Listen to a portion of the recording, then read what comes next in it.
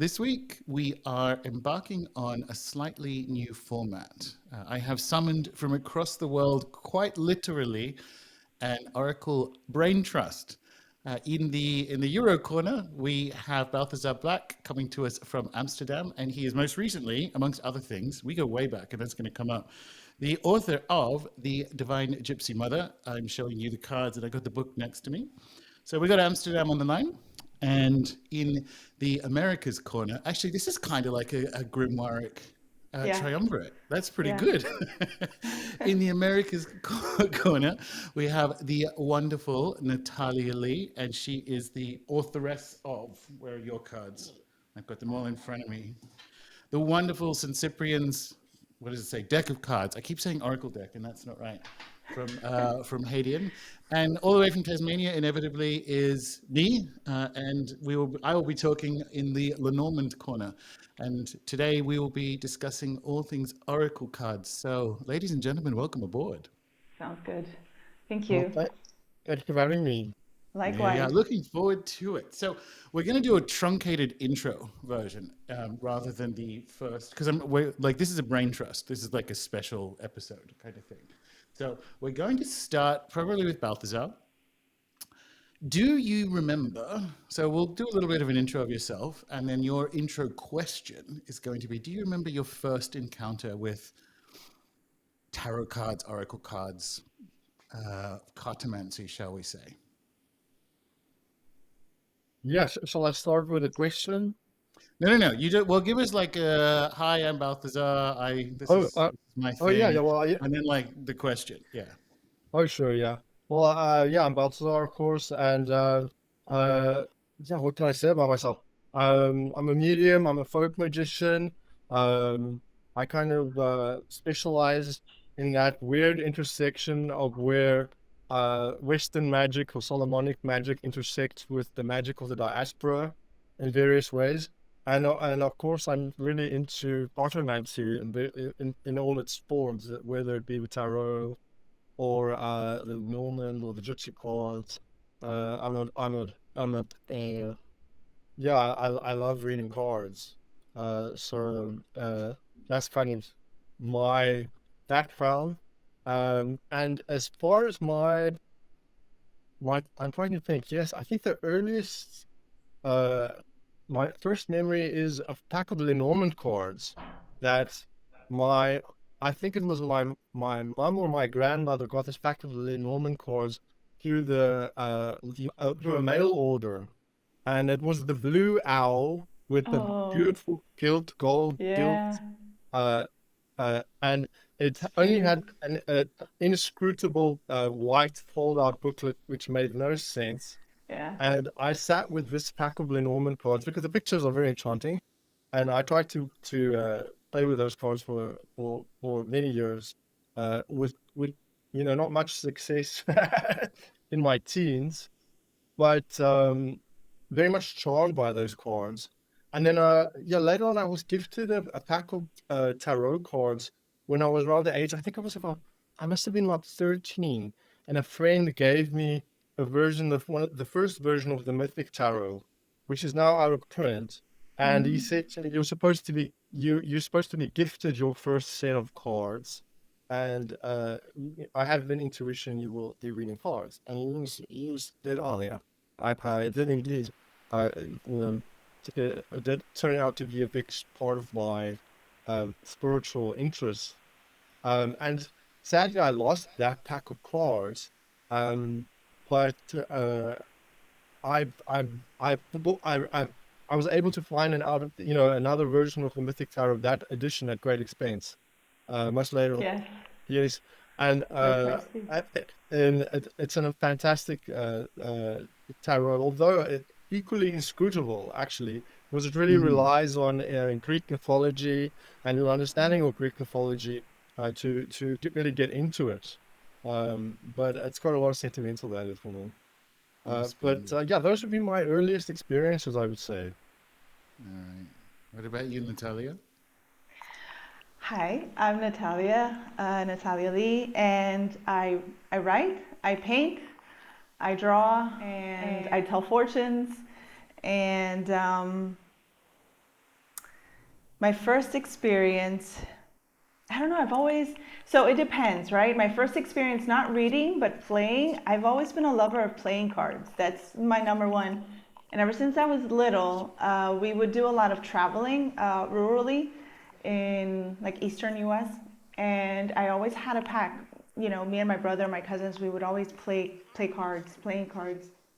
So I always had a fascination with cards. And then when I first got into it, I was already old. I was out of my house, not living under my mother's roof. And I was older. And I know that, a lot of people say you should be gifted your first deck, but I thought, well, nobody's going to gift it to me. So I'm going to get it myself. And I got the Black and White Hermetic Tarot, I think it's called. Okay. Yeah. And it was black and white. I don't know, maybe it's a playing card thing. It just looked really cool. And that was my first deck. And it was definitely inscrutable for someone coming in. But I loved it. I loved looking at it, playing with it. And that's pretty much where it started. Playing cards and then the Hermetic Tarot. And then I don't have it anymore because now I just stick mostly to Lenormand and Marseille and playing cards. That's my first love, so I collect them. Yeah, splendid. I've told this story a bunch of times, but it's like archetypal and emblematic that I would have been about 12 and I was trying to get my mother to buy me a pack of like cheaply printed Smith Right Waite away. cards in the news agency. Yeah. And she wouldn't buy them, and I thought it was because of, but like my mother's like an energy healer and so on. It turned out the reason was it was aesthetic. Like they were awful. They were these terrible cheap cards. So she's like, "You're not having them," and I thought she meant I couldn't have tarot cards, which electrified this. Oh my God, they're real. These things like work. If I'm Yeah. not allowed to have them, what else have I not been told? A witch is real. Is there wands in the back? Like it just went in my Yeah. mind. So Similar. that's the deck that got away. But I bought my own. It was an Arthurian tarot, but it's not the Arthurian tarot. It was another Williams production. I forget what it's called exactly. I've still got them. The book is called The Keeper of Words anyway. And that for me was really like scrutable because it was that nice, easy French version of like Arthurian myth, which being a nerd kid, I kind of Yeah. knew anyway. So that like unpacked for me. And that was the one that I sort of rode or died with through my teen years because I low-key spent all my card money on playing card games instead. So when I was putting the questions together, thinking like, what is my card journey? And I'm like, well, I found a tarot deck that worked really well for me in my teenage years, but let's just say the card budget went to things Oh that yeah. contain vampires and werewolves and even Star Wars and Star Trek at one point. Like I went Same full here. card nerd on that shit. Same here. Good. What was yours? Was yours Magic the Gathering or did you have slightly more sophisticated tastes? Me Yeah, or you, Natalia. Balthazar? Me? No. After the Hermetic, I actually played around. I got several versions of the Rider-Waite-Smith. I was like, I gotta figure this out. But none of them were pleasing. So I stopped. I was like, why am I forcing myself to like the aesthetic of this deck? So I just started getting like what are the theme deck? Yeah, yeah, I yeah. think they're called. Yeah. And oh my God, through the years, I have gone through many decks possibly. Now I have like a small collection of out of print decks and that I rarely use them, but I keep them like my golden, like, but that was kind of my journey. And then until I think it wasn't after I started reading, right, Marseille. I got my first Marseille deck. That was memorable because I got it at a Yeah. Botanica. And it was the Spanish playing card deck by, it's called the Spanish Marseille or something like that by Fournier. They're like a Spanish publisher, and if I'm not mistaken, and that deck blew my mind. The size of it was perfect. It was Yeah. small. Mm. It Yeah. shuffled. I mean, that is my very special deck. And then from there, I got really into Marseille and got, the reproductions. And then you know what? I found a Rider-Waite-Smith deck that I love after There you that. go. There you Yeah. go. It was You it know, like the Marseille has something going for it there where even the contemporary, which I really am happy about in the world, like the contemporary versions of it, I suppose. They don't go insane with card size, where I've got a couple of decks Oh this God, year yeah. that I really, really enjoy. They're Um, huge. but I'm like, How do you do what am I this? supposed to do with my Like, tiny Trump hands? I don't know. It's like, are Yes, these only for drag queens? Like, what are these? yes, it's insane. That's it is. I've got large hands, and some of these tarots that are coming out now. I mean, I think it's to make the art really big and nice, which Yeah. is which is great. But it's you can't get the cards out of the box, and stuffing Yeah. it is a nightmare. There's so much fun. But Yeah. I have a copy of that Fournier deck you mentioned, Isn't Natalia. it beautiful? That's my favorite. Yeah, Yes. I do like the colors, and it's not so. It's a more charming, accessible version of the Marseille, I find. Yeah. I Yeah. totally agree. I still love it. To this day, it's very special. Yes. I think this is going to come up actually because I think there's a higher Venn overlap between people who will, in a professional setting, use oracle cards and people who use Marseille, and then there's the Smith Waite side of things as well. Not that they don't cross over as well, but if you're looking at someone who reads Lenormand professionally, the tarot cards they reach for, unless they have their own decks, Yeah. are, I think, it's been my experience, more likely to be Marseille, which I guess brings up the first question, bringing it around to you, Balthazar. So most people have an understanding of what tarot cards are. And then if you tell people, oh yeah, I'm working on a cartomantic project, I'm working on my own cards. It's like, oh, tarot. It's like, no, it's an oracle card deck. How do you how do you tell the difference to someone who isn't from our world, the difference between like tarot and oracle, if they have, because they'll have an awareness of tarot, but you've just kind of, because I've obviously just come off a multi-year project myself doing these things, and people are like, okay, so what is it, like a game? What do you, what's happening? Yeah. How do you tell the difference between like tarot and oracle cards at a basic level? It's a good question. Yeah. That's a good question. Is that for me, Gordon? Yeah, yeah, you start. You can have the hard question to start with, and then Natalia can add any nuance should she wish to. Sure. Yeah, that's a difficult one, and it's a question that is something I was really struggling with because the deck that chose to work on was super obscure in a way, not so much in Europe, but certainly in that English speaking world. And the way that I like to describe it is that it's a tarot that speaks in a more mundane way. Like, what someone who doesn't know what Parliament is, that it's like the tarot, but it speaks in a very plain language, in a very accessible language. And it deals with topics you care about, simple mundane things. Whereas the tarot, for me, tends to be more esoteric. It's speaking often at a more allegorical, more metaphysical, mythical, mythopoetical kind of level. It accesses a more uh, uh, somewhat usefully vague set of symbols that work in that way. But for me, an oracle deck like the Gypsy part or the Norman speak to simple things that ordinary people care about. So, will my lover return, or will I get the raise, or will I get the draw? It's quite literal. It's a more literal system of language, and it's not really or rather a system of divination. It's not quite as spiritual or reified and esoteric symbolism, anything like that. I mean, you can take it there, Yeah, sure. uh, but Oh. that would be my the core distinction that I would make personally. What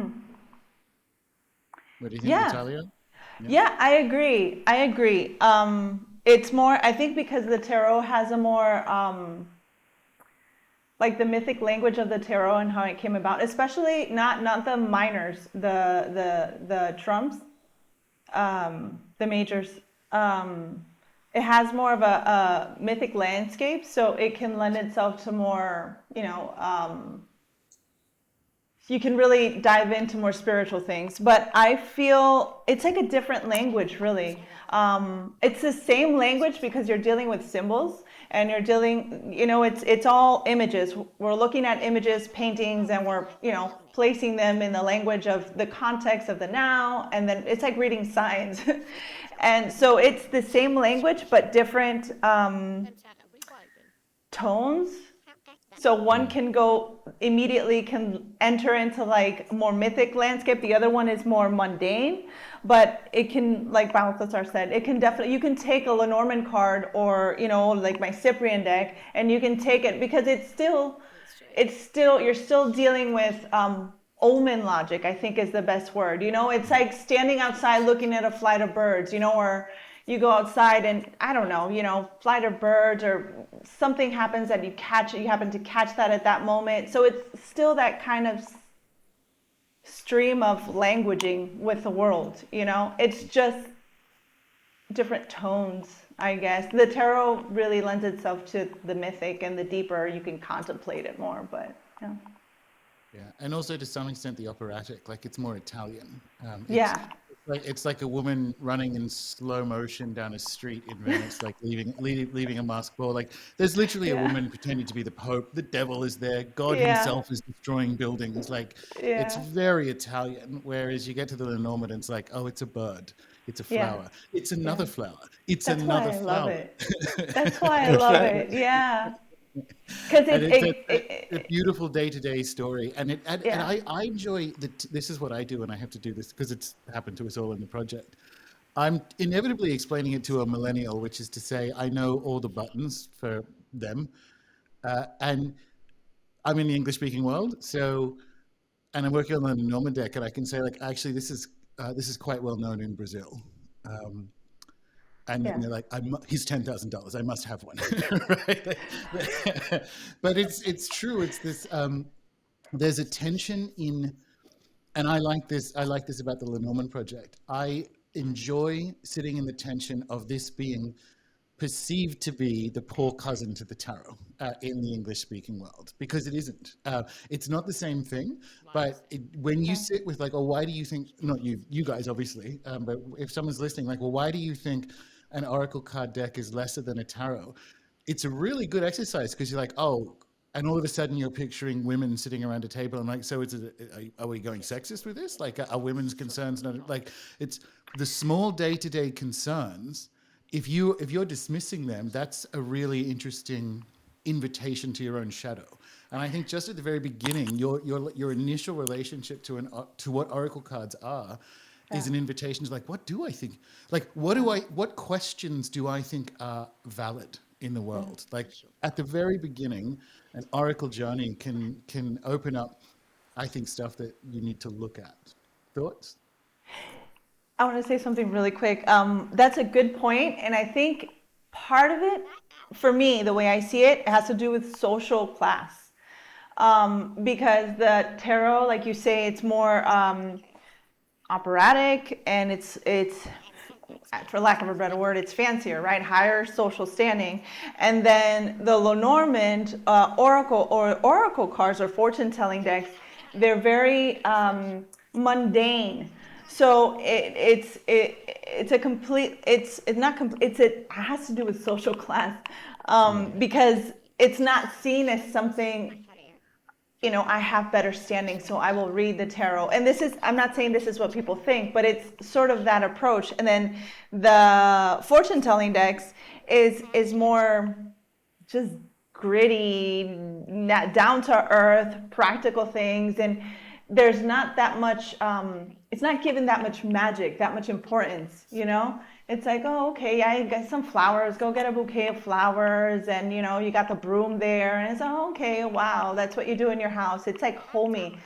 And that's why I like it, because it's saying, wait. There's also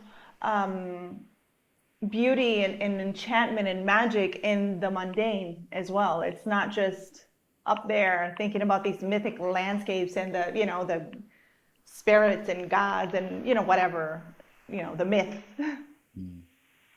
Yeah, and I think during the magical revival, when the Victorians sort of revived the tarot and popularized it, I think they went to great lengths to sort of, you know, polemicize and break down fortune telling as Yeah. something Yeah. lowbrow and, huckstery and so on, and sort of to elevate tarot to being some sort of, very mystical, profound. I mean, which it can be, of course.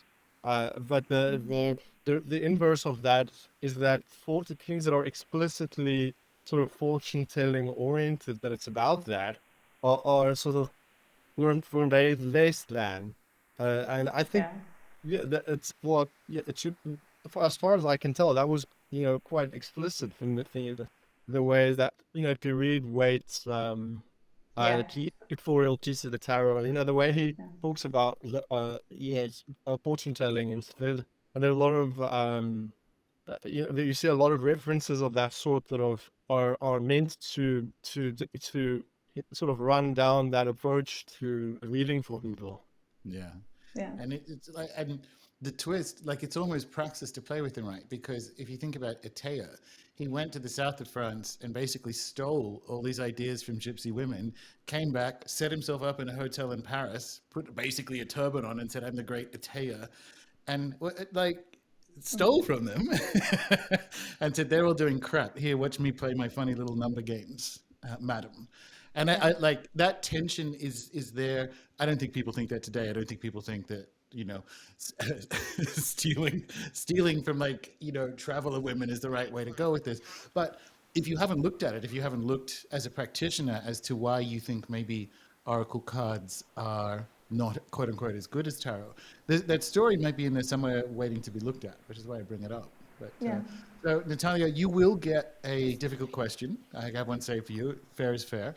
This one is a low ball, however, and you both get to do this one. Tell us about the deck you created and why specifically this deck. Okay.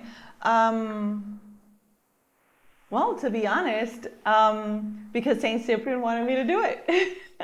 Good answer. um, I had been, I don't know, for several years now. For some years, I've really appreciated the work because this is where it began, so I have to mention it. Jose Leitao's work in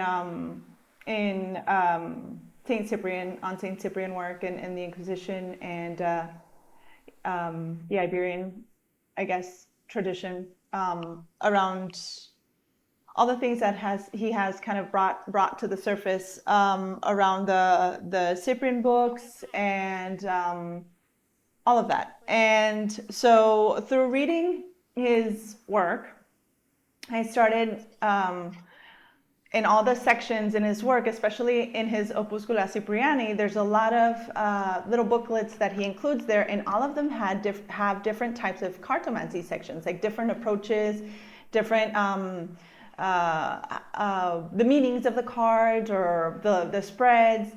And back in 2019, I started having a nagging thought, and it's like, why has nobody, given all of these little booklets, why has nobody sat down and done a Cyprian deck, right? Because it's right here. You have the spreads, you have the meanings, you can kind of condense them, put them together, and kind of figure it out how to streamline it and just make one deck of cards, because there's a lot of material here. And I was like, okay, maybe someone will do it. And I kept kind of like, okay, someone will do it, someone will do it. And I was like, well, start. And it was kind of that push. Nobody's gonna do it. And I thought, okay, well, I guess I'll do it. I guess I have to figure out how to draw this thing. And as I began the process, it's so funny how things work. You begin and you kind of can't see the overall picture. You can't see at the end, but you just take the first step. And so I began, and it turned into a whole getting better at drawing, at painting, crying over some of the cards that I couldn't figure out. And then I took all of the Cyprian booklets that in the Sorcerer's Treasure, Opuscula Cypriani, and Jake Stratton-Kent's. I don't have his specific booklet, but I forgot the name. That's in Cypriana Old World.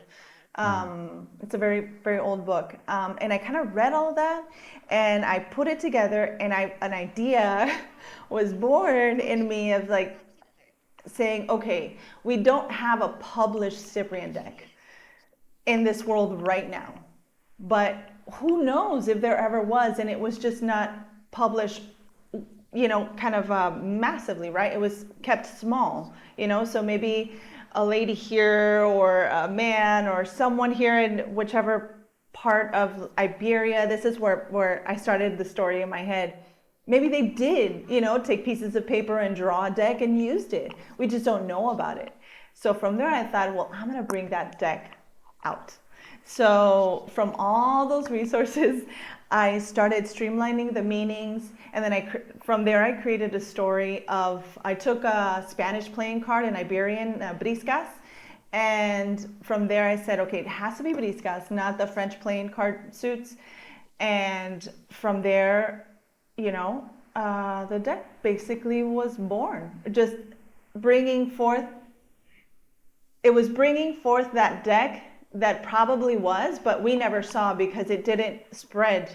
It remained contained in whatever locality it arose, whichever fortune teller, right? And I brought it forth to kind of spread it out, and that's how the deck came about. That's pretty much how it came about, and it was, yeah.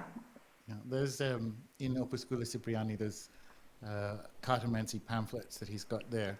Yeah. I have twice, because I think you know this about me, but I have a bunch of naipes decks that I pick up whenever I'm like, if I see like a stack of them in like a market in Bolivia or whatever, I'm like, yes, so I have these multiple copies of them, too many, frankly. And so I've got a marker and just written don't tell Camelia I did this, written the meaning I've done that. on them, so that like I have I've like a done that. really ghetto version, like just out of two of the pamphlets of, Yeah.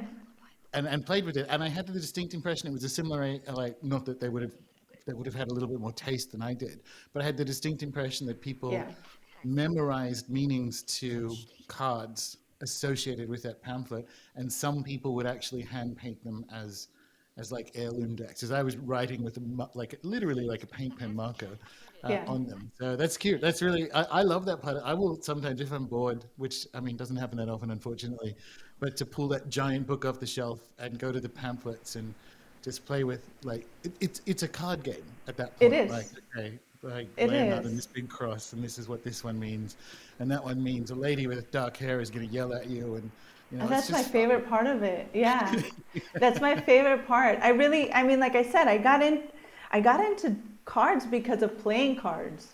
So it's the game aspect of it. It's like you're playing games and also talking with your spirits and talking with the cards, and it's all kind of like a really fun thing happening there, a really fun moment. So yeah, I love playing cards. So that's why that came about, in honor of Saint Cyprian.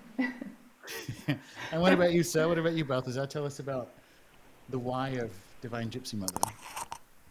Yeah, it's surprisingly similar to, or maybe not that surprising, to Natalia's story.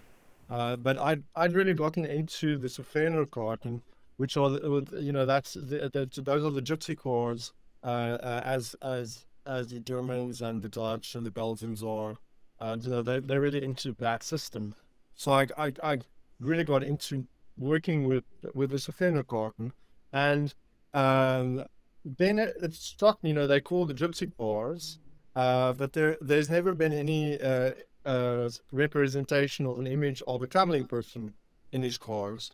And I dedicated my pack to my spirit guide. I'm a spiritist, and one of my guides is a gypsy.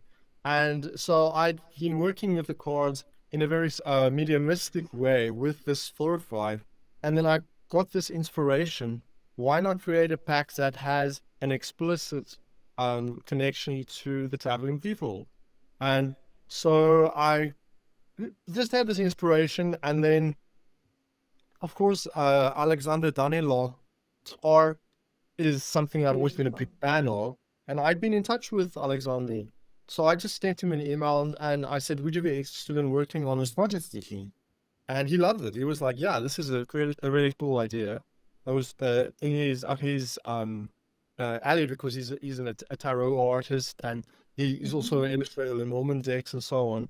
And so that's how it got started. It was really just an inspiration, and really a love letter for me to the gypsy spirits, which is Mm. a phalanx, a group of spirits that Mm-hmm. spiritualists, work with mediumistically, and is a very famous um, spirit guide, a class of spirit guides. So it's really dedicated to that spiritual creature or spiritual person, to be more exact. Yeah. When your book deck combination made it down here, one of the things that so my artist Colin Alexander and I were trying to do was, you guys know this, that Lenormand officially had nothing to do with the cards. The woman had nothing to do with the cards that were named after her, but that's always irritated me because all she had to do was become the most famous fortune teller in Europe and then die, and then someone can use her reputation to sell something. So as far as I'm concerned, she's intimately involved in the cards, right? And I was I was telling this story to this absolute girl boss of a woman who runs the ayahuasca stuff I do on the Amazon, and she's just this incredible. And I was explaining to her that she said, "Yeah, obvious. Like she's this like dreadlocked CBD oil owning like incredible woman." And she said, "Yeah, this woman sounds like she arranged her own business from beyond the grave." And I'm like, "That's exactly the energy that Colin and I wanted to bring into it." Because I was thinking about this before we started. In a way, she's a blogger, but actually, it's more like Instagram. Like when the authorities banned the publication of her book, she had enough money to buy her own printing presses and kept printing her own versions of it. So she's like curating her own life unstoppably. And you think that woman, this life she lived, isn't in the cards. And so Colin and I had a real delight in every other Lenormand deck says Marianne Adelaide Lenormand had nothing to do with these cards, blah blah blah. I'm like, no, she is the presiding spirit and archetype Yeah. of these cards and this and this way of doing it.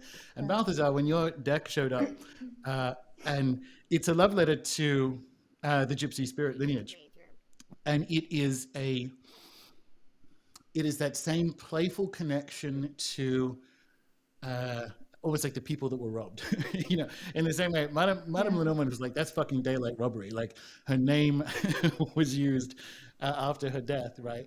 But it's that same, like, actually, I'm going to magic works. We're going to start connecting this in a way that plays with where this stuff comes from. And that in all three of these cases, this is what I like about what a turn towards oracle cards can do, right? So it's not, and I don't want it to be like tiresome praxis stuff. It's queerer than that. Like it's the connection is more authentic. It's a spirit-led love letter and performance. When you said love letter, I'm like, that's it exactly. That is the correct word for the project. Yeah, it's so true about Lenormand's presence within the Lenormand. I wholeheartedly agree.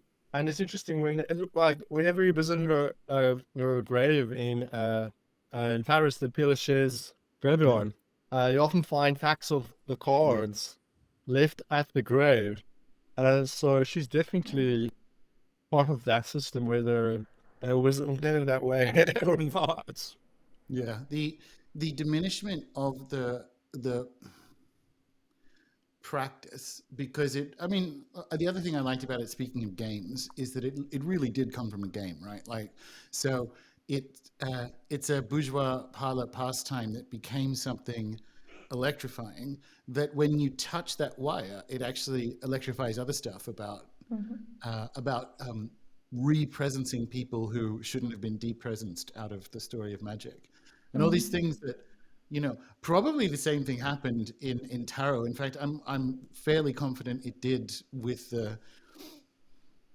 like the arrival of the Marseille into France in the first place, and the early uses of cartomancy there. I'm sure a very similar process happened where it was taken out of the original the original player's hands and became what it did. But it's like closer in time when we're dealing with oracle decks. So it's the spirits of the dead still have enough humanity to, I think, delight in the play of it. Um, anyway, so all right, I'm gonna let me. I had that hard question for you, Natalia. Wait there. Yes. Are there situations? So we're going to like a medium skill level. What? No, let's do this better. What are the situations in which you would recommend someone use tarot versus an oracle deck? And we're talking our kind of oracle decks, because one of the questions I do want to get to at some stage is like the squeamishness I felt. Like these are still in incredible magical lineage. Like it's not, I don't know, like a teal swan app, right? Like there's still like some magical meat on the bones of what we're talking about here, because they do have historical provenance. It's not something else. It's not like just a more contemporary, unattached to the lineage of magic printing project, right? But so what are the situations in which you would go to tarot rather than an oracle deck?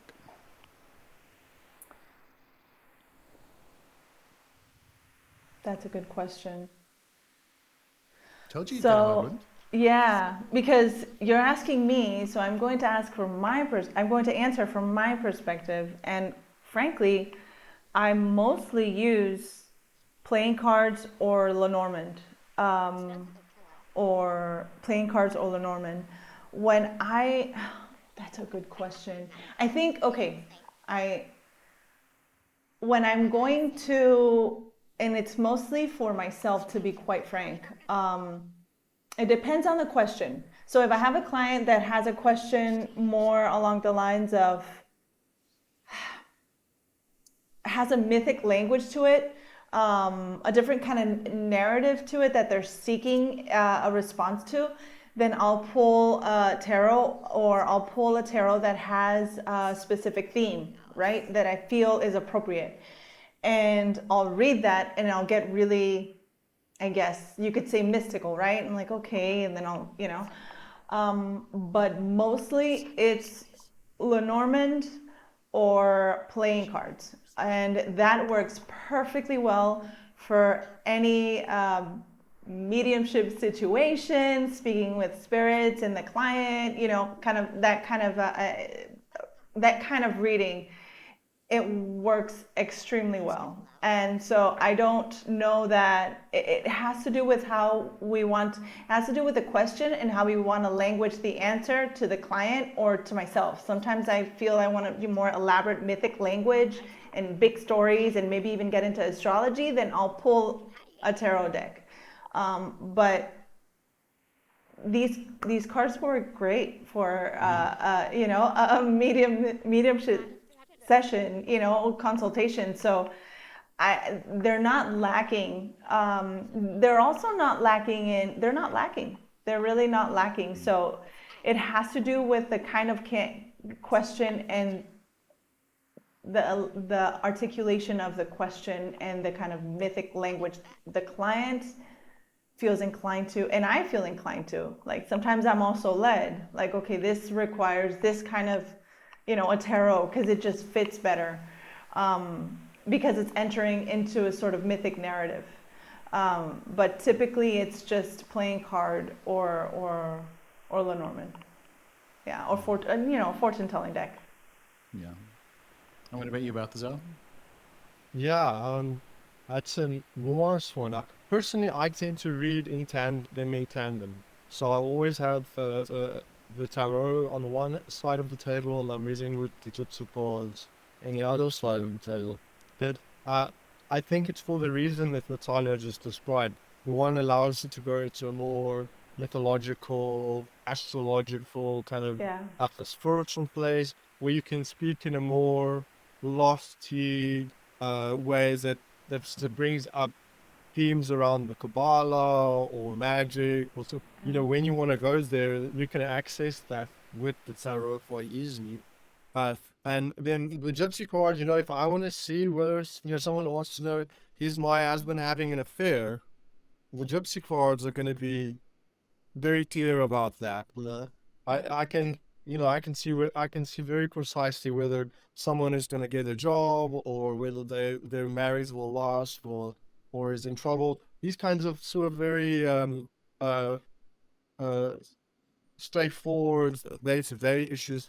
The gypsy cards, like really, they hit that point very precisely. With the tarot, it's not offering quite as easy to make a specific fortune-telling pronouncement like, "Oh, I think there is a guy that's interfering in your workplace." I mean, you could. There are tarot readers that are skilled with reading the tarot in that style. So it's also a skill thing, Some tarot readers are really able to just interpret the tarot in a much more fortune-telling type mode, and they train themselves to do that. They sort of do it. So I think it also depends on the skill of the reader, what your sort of inclination is, and how you work with the flowers. But from my point of view, that's very very much the way I approach it. And then there's another aspect that ties in a bit with my mediumship. I have spirits that speak through the gypsy cards, and I have spirits that speak more through the tarot. And then I have spirits that speak with other tools that are not in gypsy cards or tarot, or they just speak purely mediumistically. So if I want to get a certain kind of speak to a certain kind of spiritual presence, then I would use the tool that I feel is more suited to that presence. And I wouldn't try and shoehorn that voice into another tool, if that makes any sense. So yeah, I definitely have vibes that prefer one tool over the other, and so I will work in that way to accommodate that being too. Yeah. It's funny when I read for myself and I reach for the tarot cards for a more diffuse answer, I can hear Camellia in my head going, "Ask a better Yeah. question." Because I do Yeah. like if I reach for the card for the tarot for myself, thinking like, "Oh, I need something more archetypal." Why? Like, why do I Yeah. need what question? What do I really want to be asking? Like it's a fun game to play internally, so that I have. And once you've made your own deck, right? Because I was talking to my friend Avalon Cameron, who lives up the road. Um, she's Brazilian, and she reads her own tarot deck the way we're talking about oracle cards, and consequently, I'm better at Lenormand than she is, and she's better at her cards. But these are my baby. Like I made them. No one is better at reading these cards than me. So we've spoken about. I have all these wonderful decks, but in a client situation, if I want to give the best reading, I'm going to get the best reading out of those cards I made, right? So to what you were saying earlier, Balthazar, about I think for people who are out there who are readers, you just need to be able to know: do you have a deck that can do that really precise stuff? I think it's more likely to be in the Oracle world that we're talking about, but it need not be. Just make sure that that slot, that function is filled, that you have a deck that you will not be able to run from the answer, right? Because the tarot makes it a lot easier to run from an answer than an oracle deck. But if you're okay, if you can face your own shadow sufficiently with tarot cards to be like, "Oh yeah, he's definitely having an affair. It's with Margaret. She's on the third floor of the same office building." Like if the tarot cards can do that, then great. Right? And so for me, when I think about it in a personal context, I definitely like the only actionable stuff I really rely on tarot for, and it's always in conjunction, is when I'm going on like a multi-month adventure. Uh, and it's always it's a Matthew's Dream Team deck. It's always something to do with like the Templars or Arthur, any of that kind of like going on grand archetypal adventure stuff. I'll use that to kind of set the shape of the multi-month expedition. And then the tactical stuff, this town, that town, or what will I do when I get here?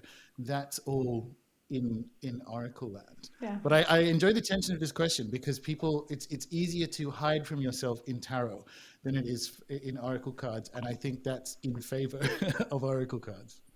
Yeah. Yeah, I agree. yeah, I'm not super you that. The tarot is, I say usefully vague. And, that vagueness is helpful sometimes. Sometimes you need it Yeah. because it gives a question a sort of a multivalent. You can read it in a more spiritual, sort of allegorical level, and you can kind of twist it in that way, and it's still true. And you can also have it here a little bit more earthy, but it's for this reason. It's kind of it it's unkeys. You can't hide. You can trick yourself, or you can confuse yourself with the answer much more easily than you would with an oracle game, which is, uh, I think this often has to do with the interpretation that has been assigned to the tarot cards. Often they've become very ambivalent. Many of the cards have become very ambivalent in their auspice. They're neither fortunate nor unfortunate. Yes. Some are explicitly fortunate, but many of the cards are kind of like sort of ambivalent with regards to their auspice. And I find that certainly the enrollment in the Gypsy card is a lot like that, and I love that. It's the thief card in the Gypsy card is a bad card. There's Yes. no way of making the thief into a good thing, we can do that with many of the tarot cards.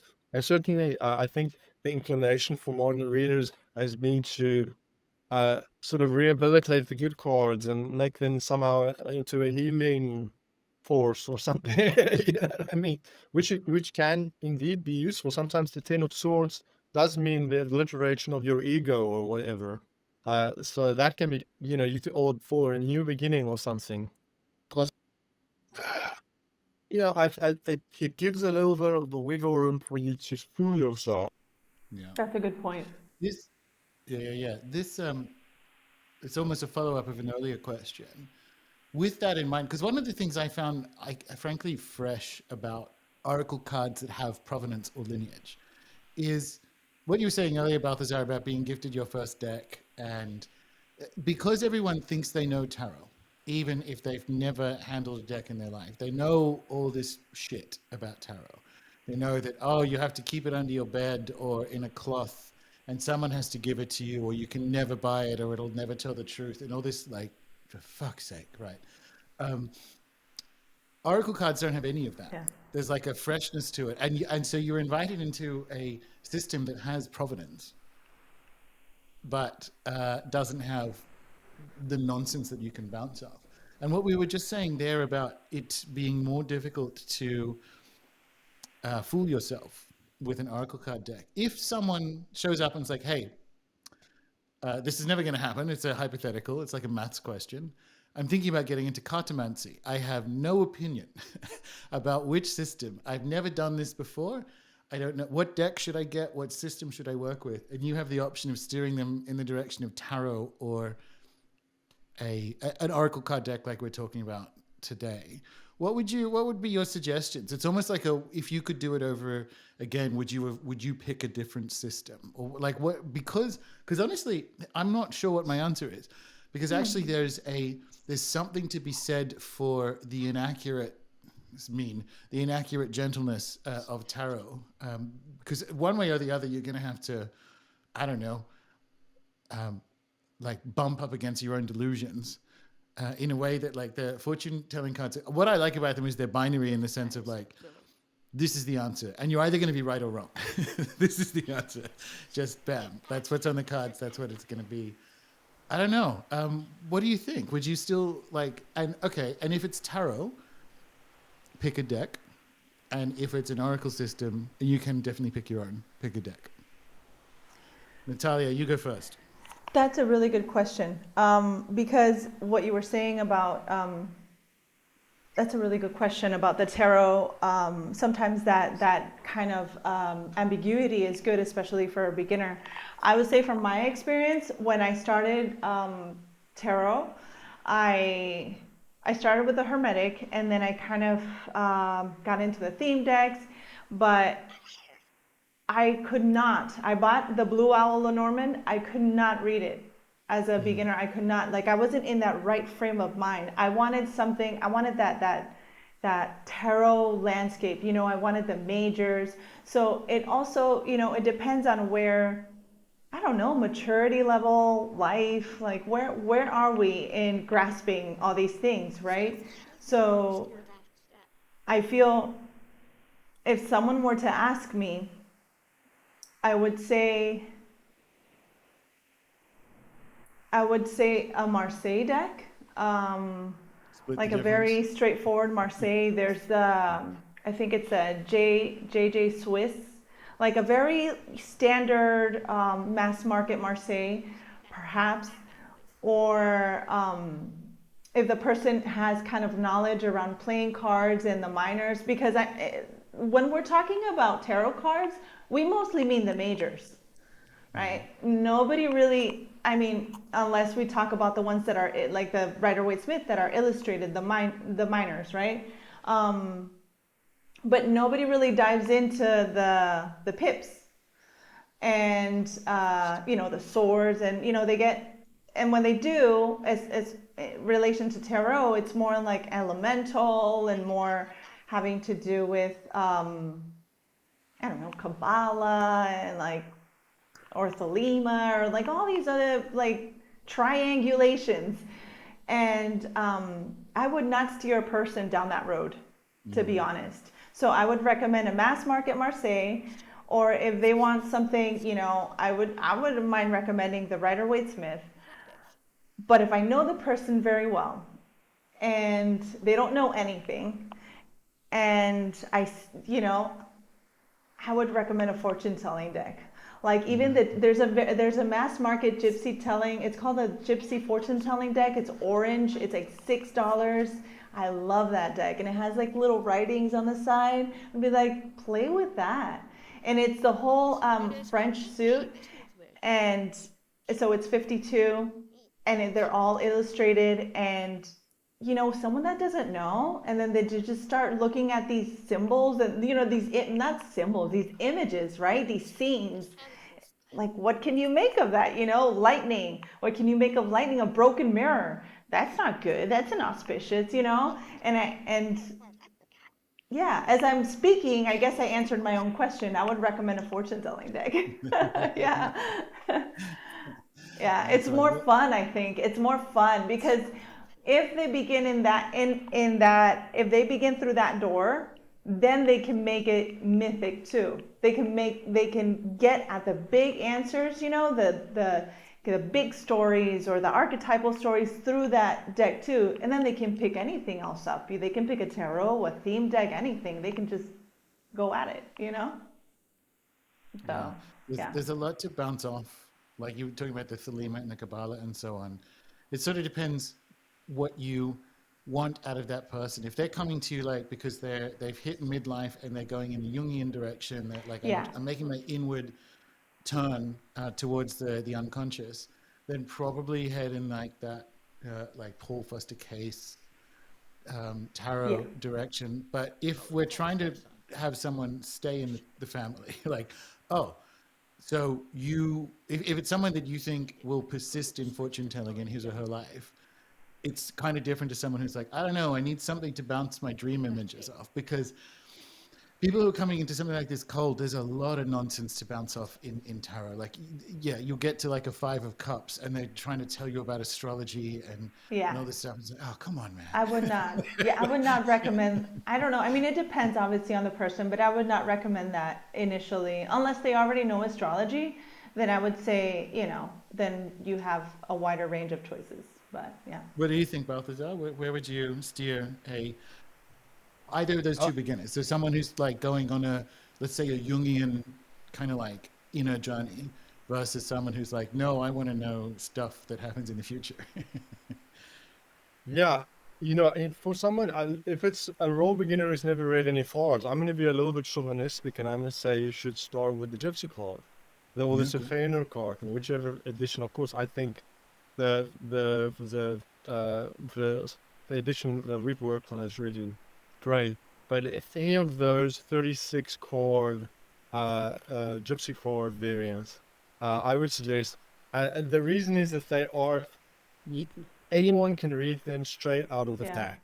You can just take them out of the pack, and because the images are self-explanatory, and that the meaning is the card title and it's written on the card, and you can lay down 3 cards, and it's like reading a comic book or a sentence. It's that simple.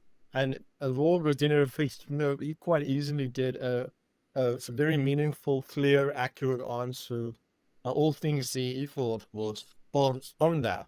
And that, I think, will encourage them to continue. Yeah, so if there's a clear hit and it's meaningful, and and whatever it says happens to be true, and the prediction is true, I think that creates momentum that keeps you interested and keeps you going. Whereas, if you start with the cards and there's this inscrutable mess, then you really need to be of a particular disposition. That your personality needs to be, you need to be quite determined to try and figure that stuff out for the reasons you both described.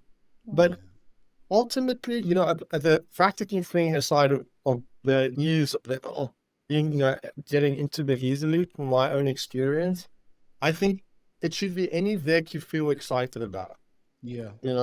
It should be, I've had angel card readings from purple-haired ladies in the spiritualist church that, made my hair stand on end because they like their angel cards and that they were, were just drawing new age angel cards and they would give me fierce readings with those cards and they were into those cards. They loved the cards. They understood the cards and they could make them work for them. Not to my taste. Not something I would ever think of picking up. But they could make it work. So I think that's important. Give me something that grabs you and excites you and inspires you, because it's really through that inspiration that is work. Yeah. Yeah. As you were talking, I think another point in the column for beginning on oracle cards is that they don't have court cards. We forget that I used to dread as a kid, please no court cards. I don't know what to do with them.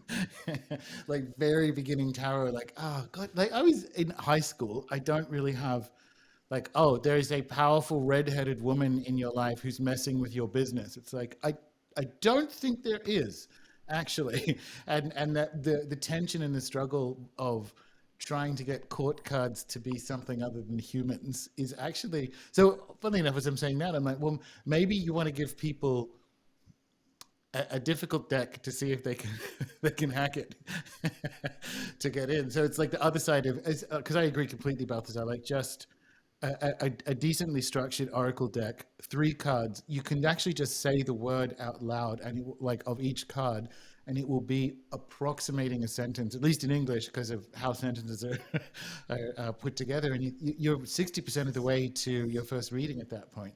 Whereas if, you get a 7 of swords and a page of cups and a king of fucking coins. It's what am I? What? what do I do with this? It's the court cards that people bounce off, and that's a minus for the tarot, I think. But as you say, something that you resonate with, because I would throw a curveball if I was going to say tarot first. It wouldn't be Marseille or Smith Waite. It would be a theme deck that you resonate with. It's a bit weird to say I would literally recommend the one that I started with, but only because one of the things that was good about it was it gave you wiggle room on the courts, so that you could kind of, if you knew your Arthurian mythology, there was enough in there to build of it for yourself. But I think on balance, it's self-serving, but on balance, 3 oracle deck creators are suggesting people might want to begin with oracle decks. So there you go. Yeah. All and right. I didn't mention mine. No, you did good. I didn't mention mine. No, but it was because since it's so tied to Saint Cyprian, what if the person is not into Saint Cyprian? Exactly. It's okay. So let's talk about some cartomantic differences. So I'll show the book. In Balthazar's book, you love a significator. I don't. Tell me about that. Sell me on significators. I feel like I'm missing something, but by the same token, when the deck is only 36, I hate taking one out. I want the him or the her or whatever it is to be somewhere else. But sell me on significators. Well, I think this also connects with the court card thing, because the court cards are more have less use if you don't use a significator, and I think this was one of their original functions. And I think what might be the use of court cards is kind of interpreting them as other things other than them being people. I think when you look at them as significators for people, then it's really what's the word? It cuts out all the options and it makes them more useful. And so there's that. But in terms of the Lenormand and the Gypsy flowers, well, firstly, they are an orienting device, right? Because your spread of flowers is creating a web of meanings, and these are relative to the significator. Their positions in relation to the significator is meaningful, whether they're above that chord or below that chord. Mm-hmm. That alters the power of the cards. So, for example, if a card that is bad or has some sort of negative auspice is underneath the significator card, it weakens the badness of that card. It means that the querent is able to sort of, step on whatever the issue is then. So in that sense, if you don't have a significator, how do you discern that? Yeah. So So to answer that question, like if I need people, I'll do like a grand tableau. So like I still use like the man and the woman card, but I enjoy the tension and the drama of them not showing up in relation to the question. So if you're asking me about your wife and the card doesn't show up, like I learn about who does and doesn't have power in relation to the question of what we're looking at. Like if the target of the question isn't on the tableau, so like it was a trick question, like because I still use significators because they use their presence and absence to tell me something rather than like putting them like on the table to do the web of meaning. If I need it to do that, I go grand tableau, which honestly any excuse. Like if I, it's just so much fun. Like this is another just really pleasant performing thing about Oracle cards. It's like literally all you fuckers are coming out on the table. I'm talking to you all, and it's just I don't know. It's the creepy card collecting kid really enjoys that. But that's like for me, that was the thing where I'm like, okay, do I use significators because I note their absence if they're not in the reading. So like I'm still using them because they are in relation to the cards on the table by not being there, if that makes sense. goes really well. Yeah, yeah, I can see what you mean there. Yeah, I guess maybe it's because of my own reliance on techniques that make them sort of central to the technique. Um, so that could be part of my thing with significant cards. And the other thing is I don't want to. I guess it's a theory of mine or a sort of a theory of what I feel the significators make a reading more accurate Okay. because they force a constellation of Yeah. relationship between the symbols and the queer name. So This is the thing that I'm worried I'm missing out on, right? That's why I asked, like, sell me on significators because like reading your book was great. Like, I learned a bunch of different. I hate it's not really spreads when you're dealing with this kind of stuff, but like uh, layout techniques and methods of understanding relation. And they all, not all, but like there's a lot of significator stuff in the back of that book. And I'm like, and that was my thought. I'm like, am I missing the capacity to like force and I think I am. So like I'm not like racist against significators so much as when I sit with, if I need them, I'll do a big ass tableau, or otherwise I'll just note like they get to tell me stuff with their presence or their absence. But I am in the back of my head concerned that I'm missing out on an extra technique, and I will start using for the next month or so significators and report back. What about you, Natalia? Significators? Yeah. Um, yeah, I don't really mention that in the book. Actually, my book is quite short. I do use significators, not always. It's more the approach of, like you mentioned, I guess it's unconscious, subconscious.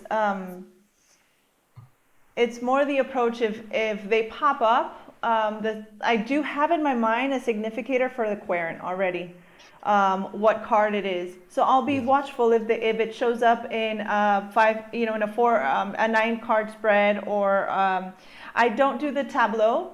I like to do squares or rectangles.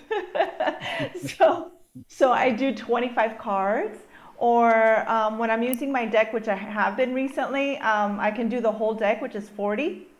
And so squares and rectangles, right? And or the 9 card, which is the box. And so I notice I'll have it in my mind. Okay, this is a significator for the querent, or if they're asking about someone, and then I'll be watchful if they show up in the spread. And if they show up in the spread, then I know, okay, then this is important, what's going on around them. And like Balthazar said, you kind of triangulate there, what's underneath, and I like knighting, like chess techniques. So I look at that, and if it doesn't show up, I'll read it, and you read it normally, but it's It's intel. yeah, I guess it's not as, not that it's not as, it's like more external, I guess, to the querent. It's Yeah, like, okay, let's look exactly. at this. Yeah. It's not, they're not in the spread, so it's not as, I don't know what the word is, because it's all important, It's right? almost like it's stuff that's out of their control sometimes, or more out of less in their control Yeah, is a better way like to say it. farther Yeah. away from them. And Yeah. if it's so, I go from, so I'll do mostly lines, crosses and lines, then 9, and then there's really nothing in between that and a grand tableau for me. But 9 is a sizable chunk Yeah. of a 36 card deck, so that's why I stop at 9. So the intel there is like, okay, so there's more or less 1 in 4 chance that it's going to show up. So if it does show up, it's intel, and if it doesn't, it does. Like, I think people, this is, I'll turn this into a question afterwards. There is a more, I don't know, Latin or European approach of like um, drawing extra clarifying cards subsequently, rather than just like, Yes. I'm going to do a Celtic cross and that's your answer, right? Yes. And if you want another one, we'll shuffle and do another question. When I see that, like, if the significator or whatever, the people that we're talking about aren't in that 9, then it's like there's further nuance or elaboration. But that's when you say like squares and lines.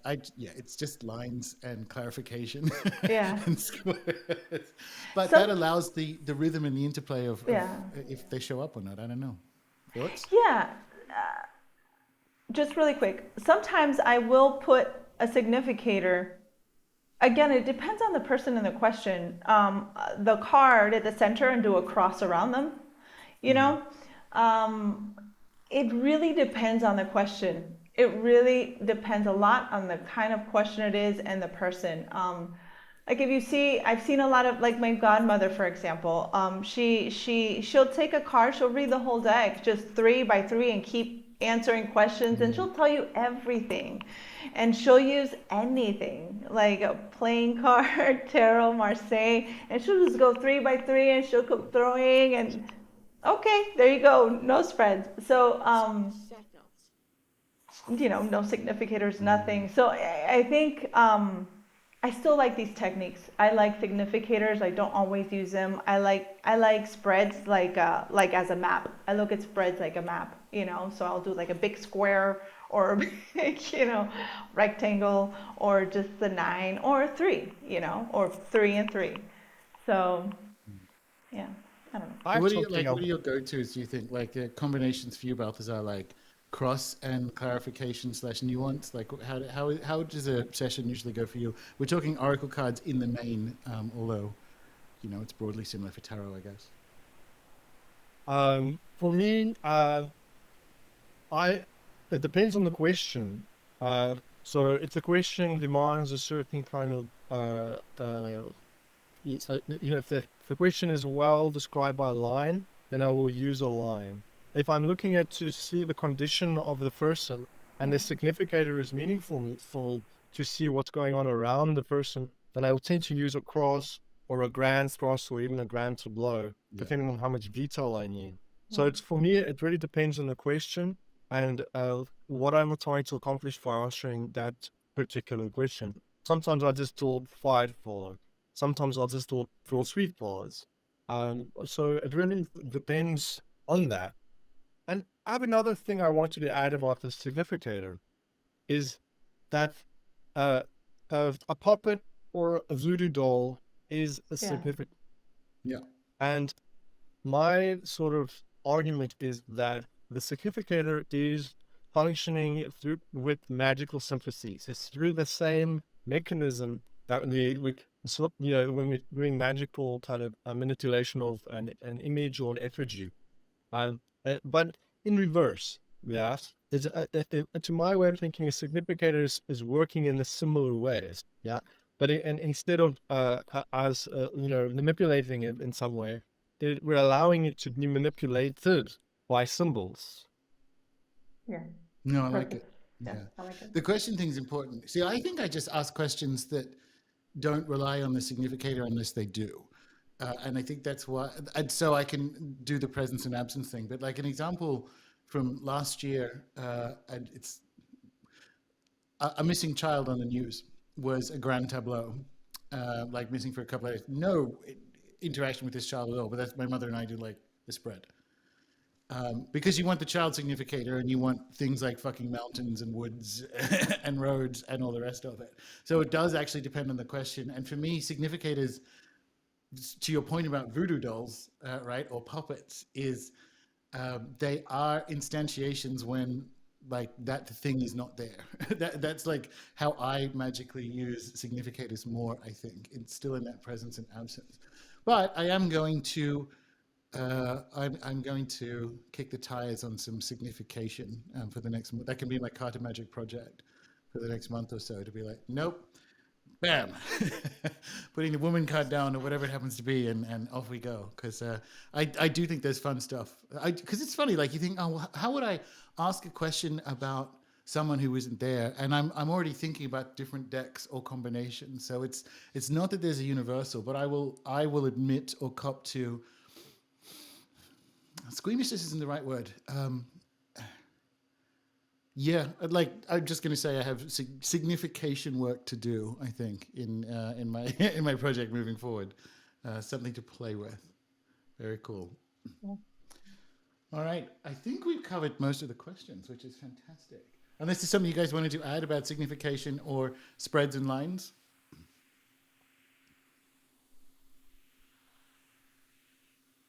No, all good. No.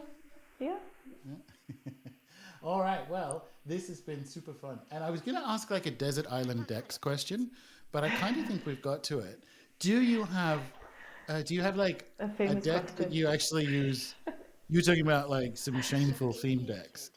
Like, do you have a theme deck that you are like low key ashamed of, but also like low key proud at how often it makes it into use? Mine is inevitably Lord of the Rings related, but do you have like a?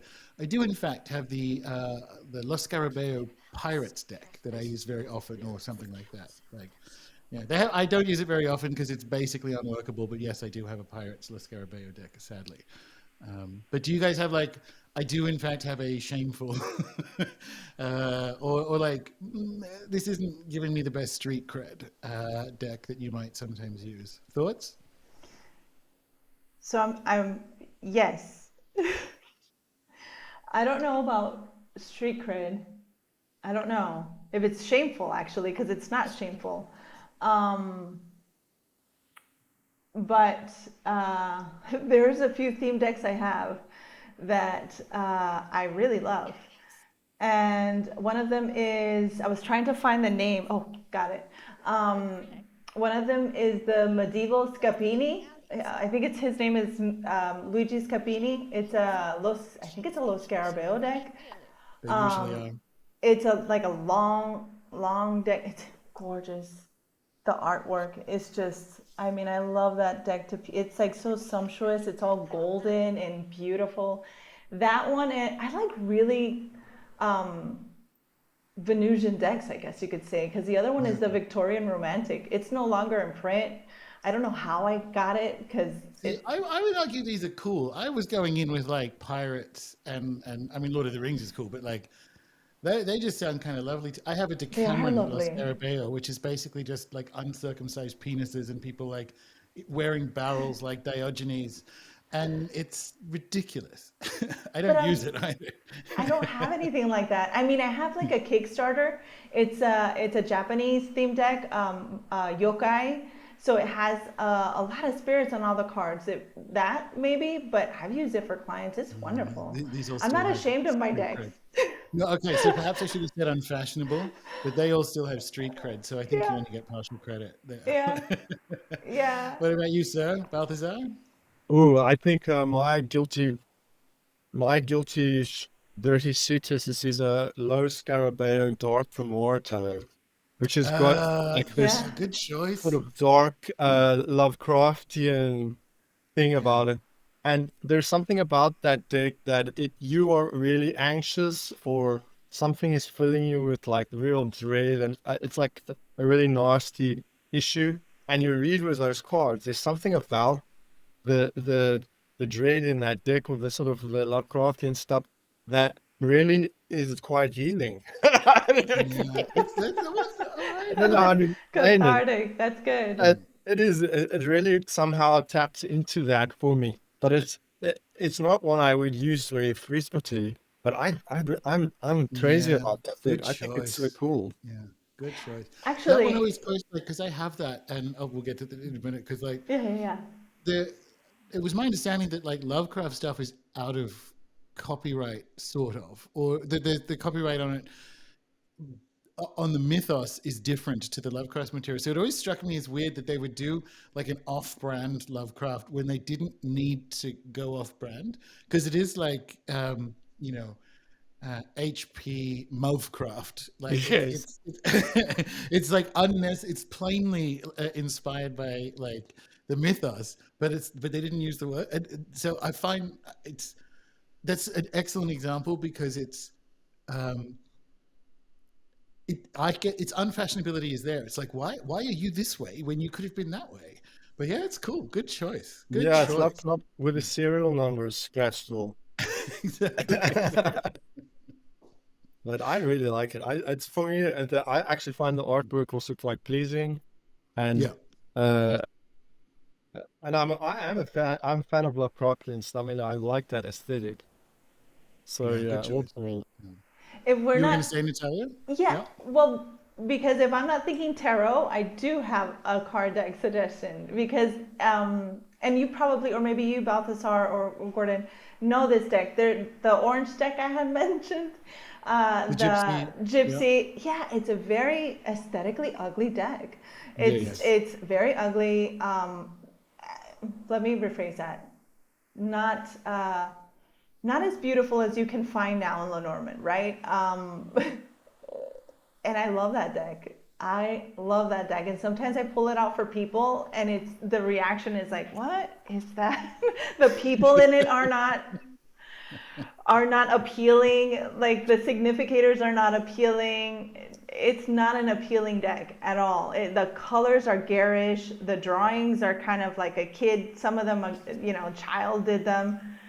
But yeah, outside of tarot, it would definitely be that one. But I'm Very not nice. embarrassed by it. Very nice. I think maybe they just give you leeway, like the Lord of the Rings deck that I bought in New Zealand last year because I was in New Zealand, fleeing from an earthquake and a hurricane, and I'm like, all right, was this one of them left on the bookshelf of this town that I had to cower in from the storm? And I'm like, yeah, this tracks. I'm invited into that whole like Lord of the Rings New Zealand overlap, Yeah.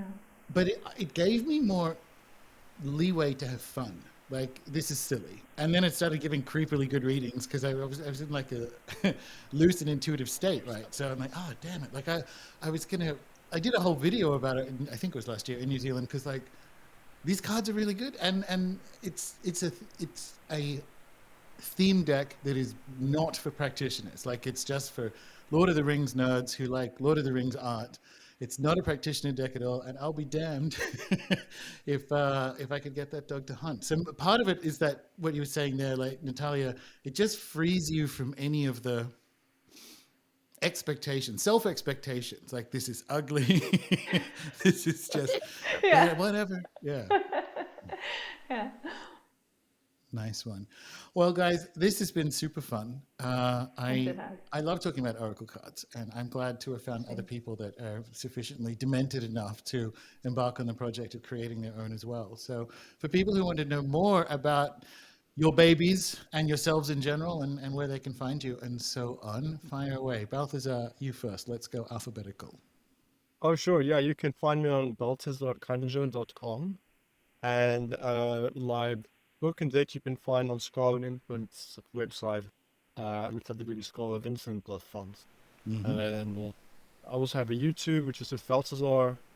Yeah, that's there. And you can find me at, I have a website, Natalia-Lee, Lee.com, and I mostly write and share paintings and things like that there, and talk about cards as well. And I don't really have socials. um, the deck, you can find it in Haitian Press, but I am not sure it's still in print. I think No, it's sold out. I'm last not time I looked, sure. it wasn't. Yeah, yeah. Yeah, You are literally a sellout, but yeah, yeah, last time I looked. But we'll link it up anyway because it will yeah. definitely be back in print. So for Hopefully, sure. hopefully, yes. I have ideas. Nice one. Well, guys, once again, thank you so much, and thank you so much for um, having this very ambitious time zone confab Yes, connection. So it was lovely, lovely to chat to you both. it was wonderful. Thank you. Yes, thank you, Morgan. It was great. Thank you.